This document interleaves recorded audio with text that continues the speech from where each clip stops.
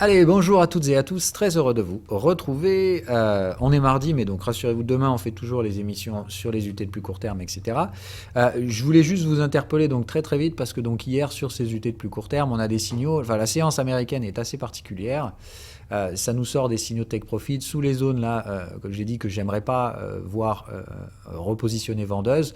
Donc bref, la séance d'hier m'a un peu interpellé sur plusieurs points et ça m'a forcé à faire ce que je fais là maintenant ce matin, c'est-à-dire vous faire un point et une update de moyen terme sur Apple. Donc pas à trader comme d'hab, ce qui se passe sur Apple présume de ce qui va se passer sur le S&P 500, il n'y a que les gogoles qui pensent ça. Mais par contre, il s'agit juste de dire, effectivement, chez les retail, Apple, c'est un peu la seule, la licorne qui n'est jamais tombée, qui ne tombera jamais. Apple, de toute façon, c'est génial. Ils vont nous sortir des super lunettes à 3000 $ et ça va être un carton. Bon, bah non, évidemment, ça va pas être market fit et ça va pas bien marcher. Ça fait des années que les ventes sont pas bonnes côté iPhone, etc. Ça fait des années que ça se goupille de moins en moins bien en termes d'App Store, etc. Bref, donc le revenu modèle de Apple se déconstruit petit à petit, il n'y a pas de nouveauté, pas d'innovation, et mis à part acheter des actions, ils ne savent pas vraiment quoi faire de leur cash, donc c'est quand même assez inquiétant. Donc, par rapport à ça, d'accord. Donc, le positionnement du S&P 500, on n'est pas sur des gros niveaux. Ok, le prochain gros niveau, c'est 4002 ou 3008. Il y en a un des deux qui va céder. La probabilité, évidemment, pour moi, c'est plus dans le sens des gestions du risque hebdomadaire. C'est-à-dire, normalement, on pètera les 4002 pour aller chercher les zones de troisième borne. Maintenant, ça peut prendre encore plusieurs semaines, voire mois. Donc, pour l'état technique du marché, bien séparer les deux. Mais je vous rappelle que moi, ma stratégie en gestion, c'est plutôt, je suis long S&P 500 parce qu'on a démonté le S&P 495, bref, tout ce qui est mid-cap s'est fait destroy au possible. Mais à côté de ça, vous avez les giga-cap, et particulièrement Apple, qui ne connaissent pas la crise. Voilà, je veux dire, là, si vous rajoutez le S&P 500 là-dessus, vous allez juste avoir des sueurs froides. Je vais le faire d'ailleurs pour vous montrer, vous allez voir, c'est assez impressionnant. Donc si je rajoute le S&P, voilà, on va faire ça, vous rendez compte du truc. Voilà, donc c'est juste absolument furieux. On est en base 100 là-dessus. Hein. C'est de dire, c'est du grand n'importe quoi, pour ma part, la surperformance d'Apple. Si on se passe, hein, donc comme je vous dis, sur des gros swings, c'est-à-dire si je prends par exemple pour référence le sommet ici de 2018, ou on pourrait même prendre le sommet post-Covid, enfin pré-Covid, voilà, vous vous rendez compte de la surperformance folle furieuse d'Apple, alors qu'encore une fois, les résultats ne justifient en aucun cas de telles spéculations effrénées. Bref, on est, comme je vous dis, dans la bulle spéculative. Il suffit juste de dézoomer un peu pour s'en rendre compte. Voilà, hein. Donc c'est le turfu. Donc là, si on prend sur le cycle boursier, hein, voilà, indice S&P 500, 300% de bénéfices, 4600% pour Apple. Et à côté de ça, évidemment, les cryptos sont une bulle spéculative. Bref, les voies du marché me seront toujours impénétrables. Bref, les plus grosses bulles sont celles qu'évidemment on ne voit pas. Hein, comme je vous dis, c'est souvent malheureusement comme ça que ça se produit. Un crash, c'est pas un événement de marché qui est anticipé. Donc quand on me parle de crash sur les cryptos, je suis juste mort de rire. Quand à côté de ça, je vois les mêmes nous dire qu'Apple c'est boule. Bref, donc Apple c'est pas boule. Je vous l'avais fait l'année dernière de toute façon et depuis plusieurs années. Hein, je vous avais dit attention. Déjà 2018, ça commençait à devenir cher. Apple, mais au lieu de s'arrêter, elle s'est envolée dans cette espèce de folie lyrique. Quand je vois qu'il y en a qui crachent sur Tesla, c'est juste, enfin, vous vous rendez pas compte de ce que fait Apple à côté. Bon, surtout d'un point de vue technique, comme je vous dis, je peux avoir mes sentiments en tant que trader, mais de toute façon, c'est toujours le graphique qui décide. Et quand je vous ai dit, on a aligné 4 troisième bornes de range sur 4 time frames différents, j'ai jamais vu ça. Hein. Normalement, pour moi, on aligne 3 time frames, ça suffit pour cracher une boîte. Donc c'est pour ça que j'ai dit déjà, moi là, j'étais très pessimiste sur Apple. Bon, on a décidé de venir enquiller un time frame supplémentaire. Ça veut dire que pour moi, maintenant, hein, je vous dis, on est aligné en troisième borne sur 4 time frames, même sur l'hebdo, hein, d'accord. C'est-à-dire horaire 4 heures daily hebdo, les 4 time frames ont foutu ont foutu des troisième bornes sur le même niveau de prix, les 175. Donc j'ai dit ici, moi évidemment, j'ai mis des tailles de position assez conséquentes. Et je suis, c'est pratiquement la seule action que je short en fait. Et évidemment, c'est un horizon moyen terme et c'est surtout une couverture. Donc, je l'ai dit, je suis long S&P 500, j'ai un portefeuille très clairement orienté achat sur la partie états-unienne, mais je nage pas le cul à l'air, c'est-à-dire que si ça devait merder, pour moi, il y en a une qui peut merder, et si elle commence à chier, ça va vraiment pas être beau, c'est cette fameuse Apple. Et tant qu'elle reste sous les 175, elle m'inquiète. Pourquoi je vous en parle aujourd'hui? Parce que la session d'hier est assez particulière. Donc je vous dis, on arrive sur des zones où ça va un peu take profit sur le S&P 500. Bref, on arrive sur des zones un peu neutres où la résultante derrière, c'est soit on va se diriger vers les 4002 et on cassera, mais on n'y est pas encore, soit on se redirigera vers les 3008. Pourquoi ça m'inquiète Apple? Parce que je vois hier donc, des news un peu folles furieuses. Alors je ne sais pas si elles sont marquées là-dessus. Mais bon, bref, vous avez Goldman qui commence à remettre une indication d'achat sur Apple alors qu'on est sous résistant. Donc pour moi, je travaille par niveau de prix, comme toujours. Ces niveaux de prix sont assez faciles à identifier d'ailleurs sur l'action Apple. Et ce sont les différents supports qui ont été traités. Et vous voyez qu'on est tous revenus les revisiter. Donc d'abord, on revisite ce premier support, on le trentine un peu, puis on le tartine. On trempe le support ici. Bon, comme d'hab, les permaboules achètent. Apple, c'est le turfu, etc. De toute façon, il y a tellement de cash et tout ça. Bon, vous voyez que petit à petit, ça y va. Donc là, on a enfumé et on a testé les 3 supports. Le prochain, c'est celui-là. Bon, lui, de toute façon, il est dans la zone où, comme je vous dis, ici, il n'y a plus de retail qui achète. À moins 40, c'est plutôt de la liquidation qui va se produire. Donc ce support-là, pour moi, a pratiquement aucune chance de fonctionner quand on ira, puisque là, ça deviendra surtout évident que le marché est en phase de crack. Donc, pour ma part, c'est de dire ce support, bon, je ferai quand même une gestion du risque dessus, et je ne vendrai pas ce support-là, mais je l'achèterai clairement pas. Donc, ce sera plus de dire, on a déjà revisité les 3 supports, toujours, comme je vous dis, constitué derrière par des rebonds qui constituent des troisièmes bornes. Donc là, bon, ça m'étonnerait franchement qu'on rebondisse encore à 175 après la touchette de celui-là. Par contre, comme je vous dis, j'ai bien l'impression qu'on est en train de constituer celui-là en tant que résistance. Là aussi, on y a envoyé des replis qui rejettent. Donc on a déjà rejeté cette zone ici sur le canal de tendance. Vous allez voir en daily, ça se voit bien. Donc notre canal de tendance ici, donc c'est le contexte 4 heures, a déjà rejeté cette zone en tant que résistance une fois. On vient le tester maintenant avec le contexte daily, ça pourrait rejeter encore une fois ici. Moi, si ça rejette là, vous voyez le comportement cyclique du marché, on n'est pas du tout quoi que ce soit. Là, si ça rejette et que le cycle baissier nous ramène au moins vers les 140, ce qui me semble plus que probable, moi j'ai vendu un Apple hier, et le principe c'est de dire, ok, bon, maintenant on va voir, est-ce que 140 ça paye ou ça paye pas?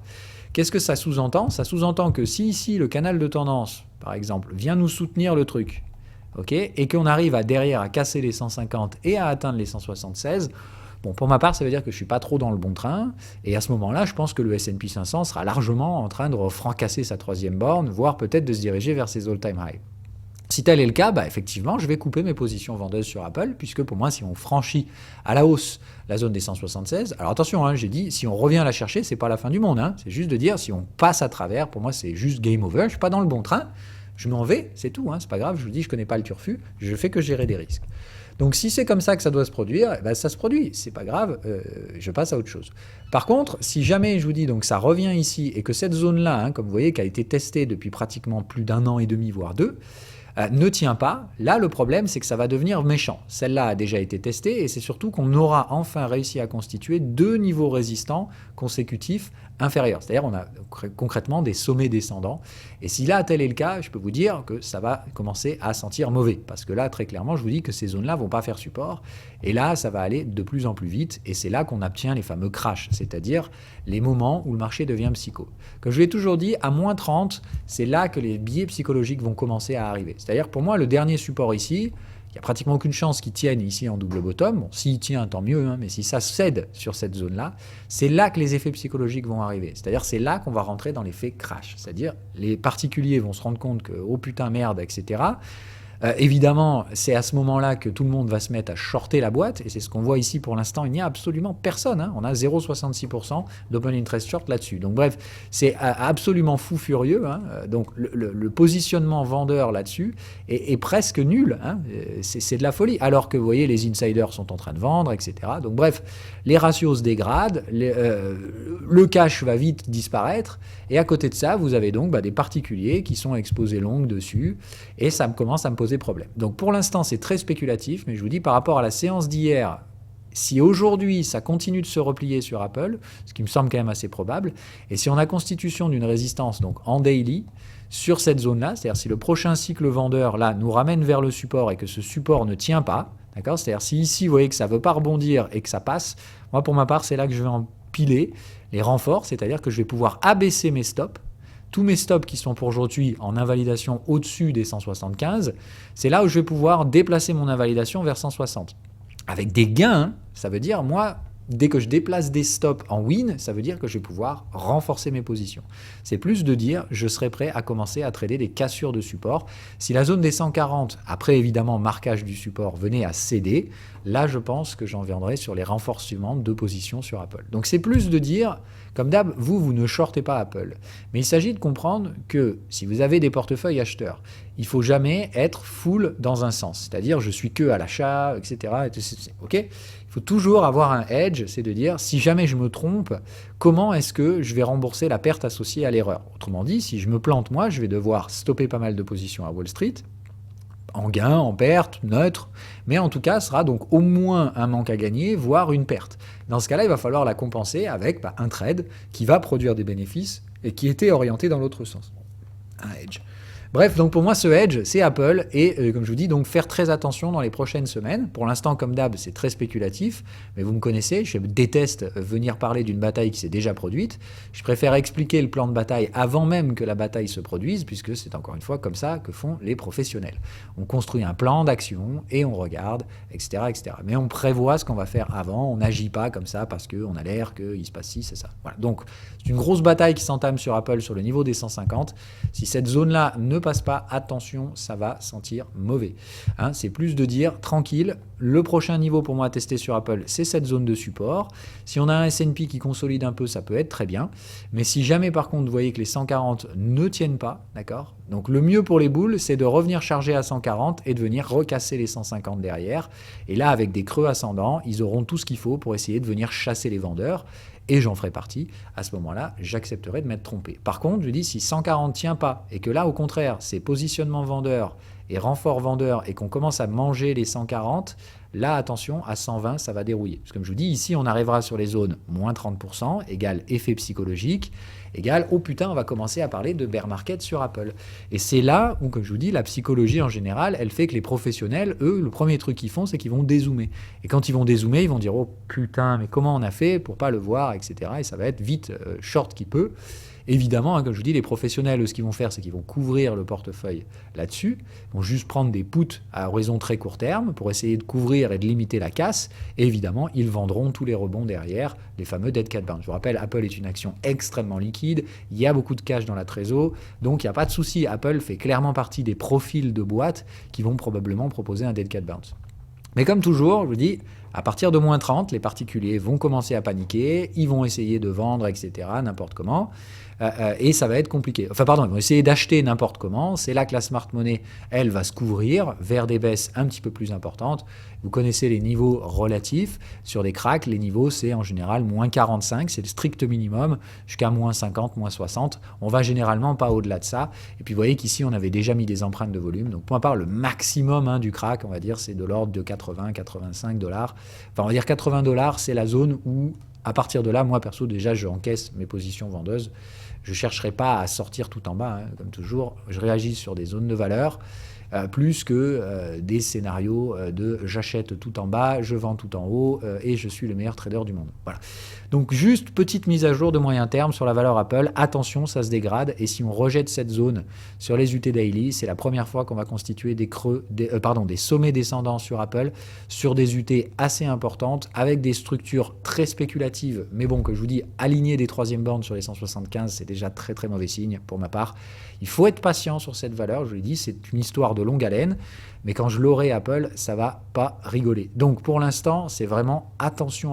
Quand je vous dis que je pense que le S&P 500, ça va pas être un long fleuve tranquille, voilà une des raisons qui m'invite à être plus prudent sur le S&P. Pour moi maintenant, il ne faut pas oublier que dans le S&P, il y a 499 autres valeurs que Apple. Et je pense que même si Apple devait cracher, je ne pense pas que le S&P 500 soit nécessairement en panique. Voilà. Il s'agit juste de dire, il est vrai que des effets très psychologiques peuvent arriver. Apple est dans tous les ETF, on en avait parlé, etc. Donc c'est plus à surveiller dans les prochains jours, surtout sur des UT daily et hebdomadaires. Mais voilà, si on commence à avoir des clôtures hebdomadaires sous les 140 avec des accélérations baissières, pour ma part, c'est la confirmation qu'on a deux sommets descendants sur les deux niveaux techniques de 175 et 176. Et si les vendeurs bloquent les 156, j'ai de j'ai beaucoup de mal à imaginer que les acheteurs arriveront à tenir les supports derrière, et là, ça va commencer à dérouiller. Voilà. On est allé chercher le point, pour ma part, de démarrage de la stratégie, c'est-à-dire à moins 30%. Maintenant, je sais que si on va plus bas, c'est des renforts en cassure de support pour ma part, c'est-à-dire c'est là où je vais clairement m'exposer et réinvestir mes risques. Pour l'instant, donc, juste spéculatif, et je vous le rappelle, donc, pour l'instant, mes stops doivent être maintenus là-haut. Je suis déjà en exposition plus ou moins maximale sur Apple. Je ne peux pas renforcer beaucoup, hein, donc je fais des renforts marginaux sur ces zones-là. Et évidemment, comme je vous dis, par contre, je passerai aux choses beaucoup plus sérieuses, c'est-à-dire réinvestir tous mes bénéfices et reprendre du risque si jamais je vois que le marché m'autorise à abaisser mes stops vers la zone 260. Voilà. Pour l'instant, donc, je vous donne mon plan de bataille. Je vous invite à être plus prudent qu'à l'accoutumée sur le S&P 500. Ça peut créer effectivement, donc je vous dis, des aspirations assez pernicieuses. Le message également, c'est faites très attention au Nasdaq. Je vous rappelle, c'est pratiquement 12% de pondération dans le Nasdaq, Apple. Donc, ça veut dire que de toute façon, 1/10 de toutes les baisses journalières d'Apple se retrouvent dans le Nasdaq. Donc, si Apple se prend des journées à -3, -4, c'est 0,4 de baisse sur le Nasdaq, même si tout le reste de la cote ne bouge pas. Voilà. Donc, il faut faire vraiment attention, en sachant qu'en plus, je lui dis, Apple, c'est un peu la valeur chouchoute des retail, etc. Donc, il faut vraiment faire attention, si elle commence à tomber, au message qu'elle va envoyer éventuellement aux différents traders plus spéculatifs. Voilà, donc, essayez de rester plutôt à l'écart du Nasdaq, voilà le message que j'envoie. Pas de panique nécessairement sur le S&P 500. Je reste évidemment positif sur ce dernier, on va dire un peu plus neutre sur le Nasdaq, mais par contre, vraiment faire très attention à Apple si jamais dans les prochaines semaines ou mois, elle devait se rediriger vers les 140, et surtout si ce niveau-là cède, c'est la panique derrière. Voilà. Je fais juste comme d'hab cette émission pour vous le montrer avant. Donc on n'anticipe pas, on n'essaie pas de jouer les Robins des Bois. C'est pas maintenant qu'il faut que vous rentriez short comme des gros débiles sur Apple, mais juste de comprendre que, comme d'hab, Apple, c'est pas une valeur comme les autres, c'est la licorne de Wall Street, et si elle commence à montrer des signes de fatigue, attention à la psychologie. Voilà.